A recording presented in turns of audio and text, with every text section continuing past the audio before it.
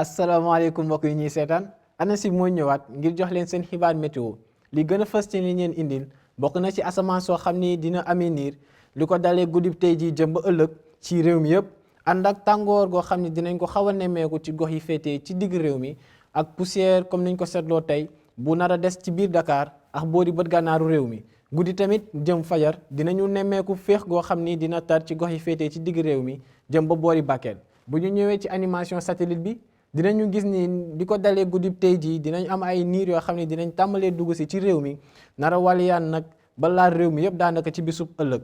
prévision yi ñu xaarandi guddib tey jii day finde asamaan soo xam ni dafa nar a leer ci bët gànnaaru réew mi te lii des ci réew mi dinañ fa amee ay niir yoo xam ne ñoo fay nekk di fa doxantu ak seddaay boo xam ne dinañ ko nemmeeku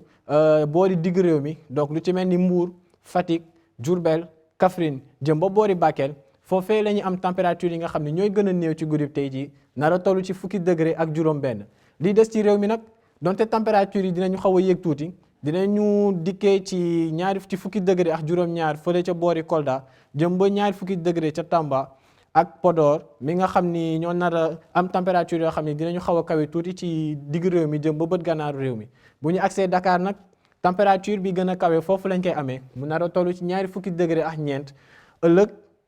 température yi dinañu xaw a yéeg tuuti ci lii ëpp ci réew mi ànd ak asamaan soo xam ne dina bëri niir ci daanaka réew mi yëpp te bu ñu xoolee boori bët saalumu réew mi température yi dinañu dikkee ci fanweeri degré ak juróom-ñaar ci Ziguinchor jëm ba fanweeri degré ak juróom-ñett ca Sédhiou ak Kolda ñu ngi am fanweeri degré ak juróom fële ca Kédougou bu ñu agsee ci digg réew mi nag dinañ gis ni température yi dinañ xaw a yéeg tuuti tollu ci diggante fanweeri degré ak juróom-benn ba fanweeri degré ak juróom-ñeent ca Diourbel waaye Kaffrine nag foofee lañ nar a am température bi nga xam ni mooy gën a kawe ci bisub ëllëg digg bëccëg nar a toll ci ñeent fukki degré ak benn di ko dalee Saint-Louis wàcc ba boori Thiès température yi dinañ xaw a néew tuuti toll ci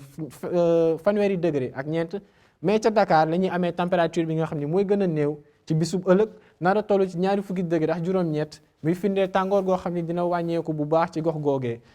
mbokk yi jàppaleen ni poussière dina desandi ci réew mi rawatina boori Dakar ak bët gànnaaru réew mi ci guddib tey ji waaye tamit ci bisub ëllëg ànd ak tàngoor goo xam ni dina xaw a tar bu baax ci digg réew mi ci bisub ëllëg rawatina ci boori Kaffrine ak seddaay boo xam ni ci guddib tey ji jëm ba ëllëg ci fajar lañ koy nemmeeku ci boori bët gànnaaru réew mi jëm ba digg réew mi mbokk yi looloo new seen xibaar météo ñu ngi leen di ñaan ngeen di wéy di topp information yi dikkee ci ANACIM ci xarale yi dinañ jox dig daje ëllëg dina ñaanal jàmm wasalaam